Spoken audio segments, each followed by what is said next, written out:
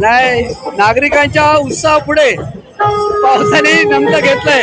आपण पाहताय सकाळपासून जो पाऊस पडत होता आता तो बंद झालाय आणि त्या गणरायाच्या कृपेने गणरायालाही वाटतं की माझी मिरवणूक चाललेली आहे ती सगळी व्यवस्थित व्हावी.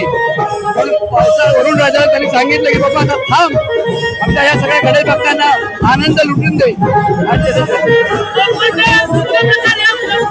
आणि या ठिकाणी आता यावेळेस शिवपार्वती म्हणून तो शिवपार्वती लग्न सोहळा पुण्याचे जे पथक आहे त्यांचा एक ऍक्ट आहे, नाशिकचे आहेत, हरियाणाचे वेगवेगळ्या महाराष्ट्राच्या वेगवेगळ्या प्रांतातले जे पारंपरिक पथक आहेत जे त्यांच्या कला आहेत त्या कला सादर इकडे करण्यासाठी आपले पथक आलेली आहे. जवळजवळ 25 ते 30 पथक आहेत.